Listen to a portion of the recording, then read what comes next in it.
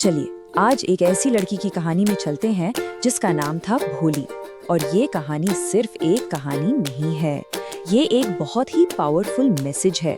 ये हमें दिखाती है कि कैसे एजुकेशन और थोड़ी सी एम्पैथी किसी की भी जिंदगी को पूरी तरह से बदल सकती है। तो सवाल ये उठता है कि आखिर ऐसा क्या हुआ? क्या था वो टर्निंग पॉइंट जिसने एक सीधी साधी, जिसको सब भूल चुके थे, उस लड़की को एक ऐसी हीरोइन में बदल दिया जो अपने हक के लिए खड़ी हो सकी? आइए इस कमाल के ट्रांसफॉर्मेशन को स्टेप बाय स्टेप समझते हैं। तो चलिए कहानी की शुरुआत करते हैं इसके मेन कैरेक्टर से। एक लड़की जिसका असली नाम पता है? सुलेखा था। लेकिन दुनिया उसे सुलेखा के नाम से नहीं जानती थी। दुनिया ने उसे एक नाम दे दिया था, भोली। और बस यही नाम उसकी पहचान बन गया। और यहीं से शुरू हुई उसके नज़रअंदाज किए जाने की कहानी। और देखिए, ये सिर्फ एक नाम नहीं था, ये तो एक लेबल था, एक ठप्पा जो उस पर लगा दिया गया था।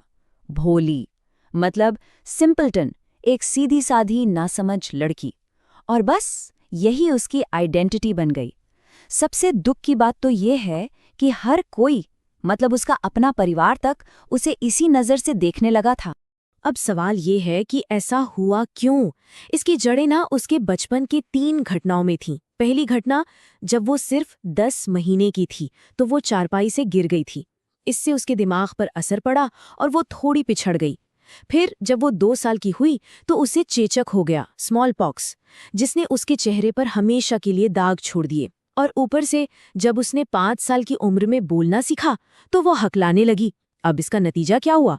बच्चे उसका मजाक उड़ाते थे और उसके अपने परिवार ने तो जैसे मान ही लिया था कि भाई इसमें न तो सुंदरता है और न ही बुद्धि। लेकिन फिर कहानी में एक ट्विस्ट आता है, एक ऐसा मोड़ जो सब कुछ बदलने वाला था। और वो मोड़ था स्कूल। पर एक मिनट, उसे स्कूल इसीलिए नहीं भेजा गया था कि उसके माँ बाप को कोई उम्मीद थी। नहीं, बल्कि उसे तो एक बोझ समझकर भेजा गया था। परिवार ने सोचा, अरे इसकी शादी तो होनी नहीं है, चलो स्कूल भेज देते हैं, अब टीचरों की सिरदर्दी बनेगी। पर उन्हें क्या पता था कि यहीं से एक पूरी नई दुनिया का दरवाजा खुलने वाला था। और उस दिन शायद उसकी जिंदगी में पहली बार उस पर किसी ने ध्यान दिया। उसे पहनने को साफ सुथरे कपड़े मिले, उसके रूखे बालों में तेल लगाया गया। ये बहुत छोटी छोटी चीजें थीं, पर भोली के लिए ये बहुत बड़ी बात थी। उसके दिल में एक हल्की सी उम्मीद जागने लगी थी। उसे लगा शायद वो किसी अच्छी जगह जा रही है। हालांकि दिल के कोने में एक डर भी था, कहीं उसे भी उनकी पुरानी गाय लक्ष्मी की तरह बेच तो नहीं दिया जाएगा। अब जरा सोचिए उस बच्ची के बारे में। स्कूल का पहला दिन, सब कुछ नया, अनजान चेहरे, और टीचर के नाम पूछने पर वो डर के मारे अपना नाम तक नहीं बोल पाई। वो बस भ भो भो करती रह गई। उस वक्त का डर और शर्म उसने उसे अंदर तक तोड़ दिया और वो बस क्लास के एक कोने में सिर झुकाकर रोने लगी। लेकिन तभी कुछ ऐसा हुआ जिसकी उसने कभी कल्पना भी नहीं की होगी। उसकी टीचर की आवाज, इतनी नरम, इतनी प्यार भरी, इतनी सूदिंग, जैसी उसने आज तक नहीं सुनी थी। आज तक किसी ने भी उससे इतने प्यार से बात ही नहीं की थी। और बस वो एक आवाज, वो एक पल भोली को हिम्मत दे गया कि वो एक बार, बस एक बार और कोशिश कर। और फिर उसकी टीचर ने उससे एक वादा किया, एक ऐसा वादा जिसने उसकी पूरी जिंदगी का रास्ता ही बदल दिया। टीचर ने कहा, तुम बस रोज स्कूल आना, तुम पढ़ना सीख जाओगी, और फिर देखना कोई तुम पर हंसेगा नहीं, सब तुम्हारी इज्जत करेंगे। ये सिर्फ शब्द नहीं थे, ये भोली के दिल में बोया गया उम्मीद का वो बीज था जिससे एक पूरी नई जिंदगी उगने वाली थी। और हाँ, उम्मीद के उस बीज ने जड़ें पकड़ ली। साल बीतते गए, गांव बदल रहा था, और जानते हैं, गांव के साथ साथ भोली भी बदल रही थी। स्कूल अब उसकी दुनिया थी। हर गुजरते दिन के साथ उसकी पढ़ाई और उसका कॉन्फिडेंस दोनों बढ़ रहे थे। ये थे उसके ट्रांसफॉर्मेशन के साल। और ये देखना बड़ा इंटरेस्टिंग है कि कैसे गांव का विकास और भोली का विकास दोनों साथ साथ चल रहे थे। जैसे गांव में प्राइमरी स्कूल अब हाई स्कूल बन गया, एक सिनेमा हॉल खुल गया, एक कॉटन मिल लग गई, ट्रेनें रुकने लगीं, ठीक उसी तरह भोली भी अंदर से बदल रही थी। वो डरी सहमी बच्ची अब एक पढ़ी लिखी समझदार लड़की बन रही थी। और फिर कहानी में एंट्री होती है बिशंबर नाथ की, एक शादी के रिश्ते के साथ। अब भोली के माँ बाप के लिए तो ये किसी लॉटरी से कम नहीं था। क्यों? क्योंकि बिशंबर अच्छा खासा अमीर था, अपनी दुकान थी, अपना घर था, और सबसे बड़ी बात, वो दहेज नहीं मांग रहा था। उन्होंने इस बात पे तो ध्यान ही नहीं दिया कि वो आदमी भोली के पिता की उम्र का था, लंगड़ा कर चलता था और उसके पहली शादी से बच्चे भी थे जो अब बड़े हो चुके थे। और यहीं पर हमें पता चलता है कि उसका परिवार आज भी कहाँ खड़ा था। जब भोली के पिता ने थोड़ी सी चिंता दिखाई कि भाई भोली क्या सोचेगी इस रिश्ते के बारे में, तो उसकी माँ ने क्या कहा, अरे वो क्या कहेगी, वो तो गूंगी गाय है। मतलब सोचिए, इतने साल की पढ़ाई लिखाई के बाद भी उनकी नजरों में भोली आज भी वही बेबस बेजुबान लड़की थी। तो आखिरकार वो दिन आ ही गया, शादी का दिन। बारात बड़ी धूमधाम से आई, बिशंबरनाथ घोड़ी पर बैठा, दूल्हा बना हुआ। पर ये सिर्फ एक शादी नहीं थी, ये भोली के सालों के ट्रांसफॉर्मेशन का फाइनल टेस्ट था, असली परीक्षा। सवाल ये था कि क्या वो दुनिया के सामने अपनी नई पहचान के साथ खड़ी हो पाएगी।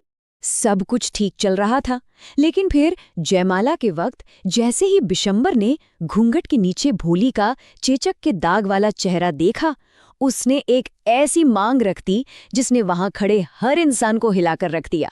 उसने मांगे पूरे 5,000 रुपए नकद, दहेज। बिशंबर का अल्टीमेटम बिल्कुल साफ था और बेहद लालची। उसने सीधे सीधे कह दिया, 5,000 रुपए चाहिए, नहीं तो हम बारात लेकर वापस जा रहे हैं। अपनी बेटी को अपने पास ही रखो। ये सुनते ही भोली के पिता रामलाल का तो जैसे दिल ही बैठ गया। वो पूरी तरह टूट गए। उन्होंने अपनी पगड़ी, जो उनकी इज्जत होती है, वो उतारकर बिशंबर के पैरों में रख दी और गिड़गिड़ाने लगे, अपनी बेटी की जिंदगी की भीख मांगने लगे। लेकिन इससे पहले कि वो लालची दूल्हा माला पहना पाता, कहानी का सबसे पावरफुल मोमेंट आया। बिजली की तेजी से भोली का हाथ आगे बढ़ा और उसने वो माला छीनकर सीधा हवन की आग में फेंक दी। ये एक एक्शन था, उसकी सालों की चुप्पी को तोड़ने का, उसके अंदर के विद्रोह का। और फिर सालों बाद पहली बार सबने भोली की आवाज सुनी। और क्या आवाज थी, बिल्कुल साफ, तेज और बिना किसी हकलाहट के। उसने सीधे अपने पिता की आंखों में देखा और कहा, पिताजी, अपने पैसे वापस ले लीजिए, मैं इस आदमी से शादी नहीं करूंगी। बस इतना सुनना था कि वहां मौजूद हर एक इंसान सन्न रह गया। उस एक ना ने सब कुछ बदल दिया। उस एक ना के साथ पुरानी भोली हमेशा के लिए मर गई और उस आग से जो बाहर निकली वो एक नई औरत थी। वो भोली नहीं, वो सुलेखा थी, एक ऐसी महिला जिसके पास अपनी आवाज थी और अपनी जिंदगी का एक मकसद था। अब उसके पिता घबरा गए। उन्होंने पूछा, बेटी, अब तुमसे शादी कौन करेगा?